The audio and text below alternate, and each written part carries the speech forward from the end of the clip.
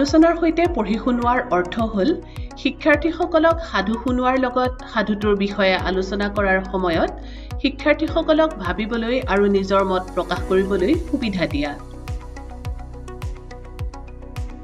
আলোচনাৰ সৈতে পঢ়ি শুনোৱা প্ৰক্ৰিয়াটো তিনিটা ভাগত ভগাব পাৰি।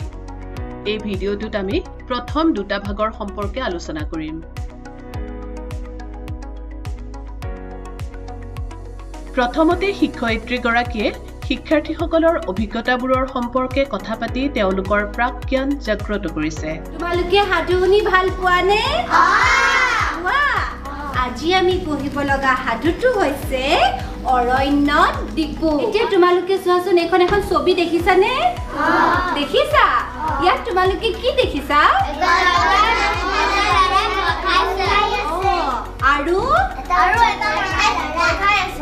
আৰু কি দেখিছা? ৰছী আৰু ফুল, জৰি আৰু গছ-গছনি দেখিছা, হয়নে? তোমালোকে বাৰু জানানে এনেকে একালমান যে গছ-গছনি থাকে, সেই গছ-গছনি থকা ঠাইডোখৰক কি বুলি কোৱা হয় জানানে? আৰু কি বুলি কয়? হাবি আৰু জংঘল, হয় নাই? এতিয়া তোমালোকে অৰণ্যত কি থাকে জানানে? কি থাকে বাৰু? গছ-গছনি থাকে, বাঘ, সিংহ, ভালুক থাকে। গুড।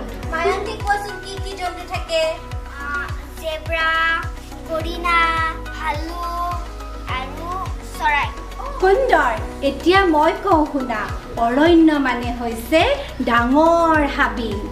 ডাঙৰ হাবিত কি থাকে? গছ-গছনি থাকে, জীৱ-জন্তু থাকে, হয়নে? আৰু সেই জীৱ-জন্তুৰ ভিতৰত কি থাকে?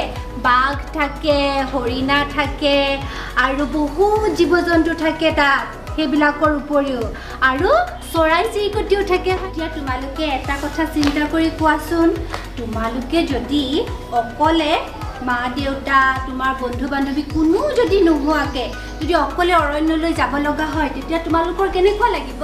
ভয় লাগিব আৰু জন্তু আহিব খাই দিব, হয় নাই? ভয় লাগিব, জন্তু আহিব। হয় নেকি? এনেদৰে অকলে অৰণ্যলৈ গৈ পাইছানে? নাই পোৱা? কোনে পাইছা? তুমি পাইছা? উঠাচোন, কোৱা হৃদয়, কেনেকুৱা লাগে? আমাৰ গাঁও নলবাৰীত এখন হাবি আছে। হাবিখনত মই এদিন দেউতাৰ লগত যোৱাতে মোৰ ভয় লাগিছে। হয় নেকি? তেনেকুৱাত কিন্তু মোৰো ভয় লাগে দেই, বৰ ভয় লাগে। এতিয়া মই তোমালোকক আৰু এখন ছবি দেখাম দেই, সাধুটোৰ ভিতৰত থকা এইখন চোৱা। দেখিছানে এইখন? এইখনত কি দেখিছা তোমালোকে? এটা ল'ৰা আৰু বগলী। এটা ল'ৰা আৰু বগলী। হয় নেকি? মই ঈগল দেখিছো। তুমি ঈগল দেখিছা? আৰু কোনোবাই এইটো চিনি পোৱা নেকি? নোপোৱা? এইটো কি হয় জানানে? এই চৰাইটোৰ নাম হৈছে ধনেশ পক্ষী। কি নাম? ধনেশ পক্ষী। ইয়াৰ পিছত শিক্ষয়িত্ৰীগৰাকীয়ে সাধুটোৰ শিৰোনাম আৰু সাধুটোত থকা চিত্ৰবোৰৰ সহায়ত শিক্ষাৰ্থীসকলক অনুমান কৰিবলৈ উৎসাহিত কৰিলে। এতিয়া আমি সাধুটো পঢ়িম দেই। সাধুটোৰ নাম হৈছে অৰণ্যত ডিপু। কি নাম সাধুটোৰ? অৰণ্যত ডিপু। ডিপু কোন আছিলেনো? ডিপু এজন আমাৰ দৰে সৰু ল'ৰা আছিল।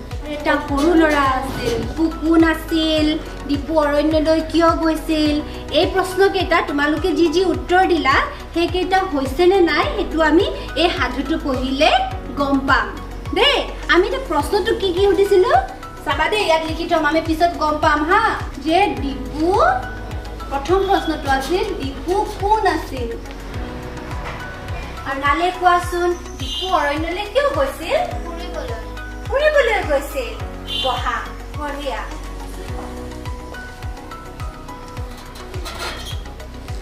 এই কি তুমি কোৱাচোন, ডিপু যেতিয়া অৰণ্যলৈ গ'ল, অৰণ্যলৈ গৈ তাত কাক লগ পালে বাৰু? বিভিন্ন ধৰণৰ জানুৱাৰক লগ পাইছে।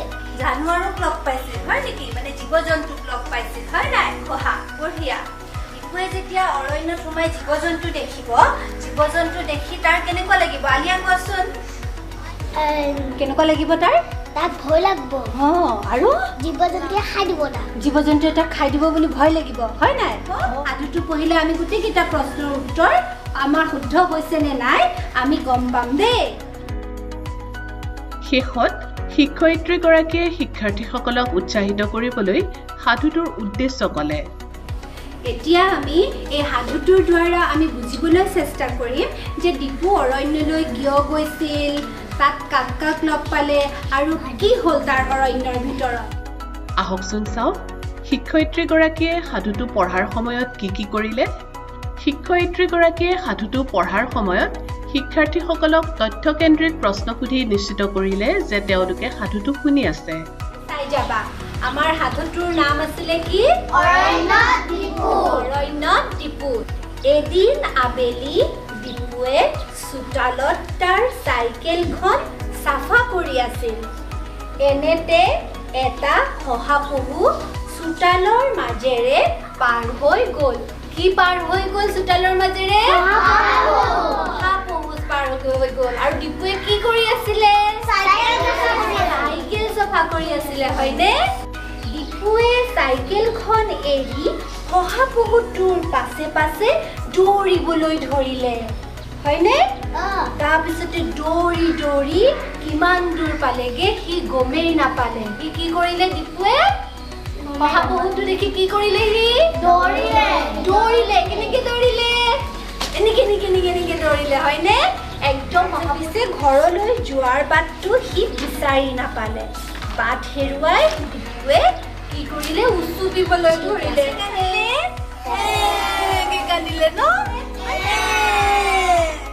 সাধু পঢ়াৰ সময়ত শিক্ষয়িত্ৰীগৰাকীয়ে শিক্ষাৰ্থীসকলে প্ৰথম অৱস্থাত কৰা অনুমানবোৰ শুদ্ধ নে অশুদ্ধ সেয়া বিচাৰ কৰিলে তোমালোকক প্ৰশ্ন কেইটামান সুধিছিলো নে এতিয়া সেই প্ৰশ্ন কেইটা তোমালোকে কিছুমান উত্তৰ দিছিলা হয়নে নহয় সেই উত্তৰবোৰ হৈছে নাই আমি এতিয়া চাম দেই আমাৰ প্ৰশ্নটো প্ৰথম প্ৰশ্নটো কি আছিলে ডিপু কোন আছিলে আমি কি কৈছিলো গতিকে এইটো আমাৰ কি হৈছে শুদ্ধ হৈছে নাই কি সৰু ল'ৰা আছিলে নাই হয় নাই এতিয়া আমি এটা ৰাইট চিন দিলো শুদ্ধ চিন দিলো হয়নে তাৰ পিছৰ প্ৰশ্নটো কি আছিলে আমাৰ ডিপু অৰণ্যলৈ কিয় গৈছিল তোমালোকে কি কৈছিলা ফুৰিবলৈ কৈছিলা হয় নাই ফুৰিবলৈ গৈছিলে জানো নাই যোৱা কিয় গৈছিলে শহাপহুটোৰ পিছে গৈছিল গতিকে আমাৰ এইটো ভুল হৈছে শুদ্ধ হৈছিলে নে ভুল হৈছিলে ভুল হৈছিলে হয়নে গতিকে ইয়াত আমি কি দিম কাটা চিন দিম প্ৰয়োজন অনুসৰি শিক্ষয়িত্ৰীগৰাকীয়ে ছাত্ৰ ছাত্ৰীসকলৰ লগত একেলগে পুনৰ নতুন অনুমান কৰিলে এদিন আবেলি ডিপুৱে চোতালত তাৰ চাইকেলখন চাফা কৰি আছিলে সাধু পঢ়ি শুনোৱাৰ পাছত শিক্ষয়িত্ৰীগৰাকীয়ে কি কাৰ্যকলাপ কৰিলে জানিবলৈ আলোচনাৰ সৈতে পঢ়ি শুনোৱা ভাগটো ভিডিঅ'টো চাওক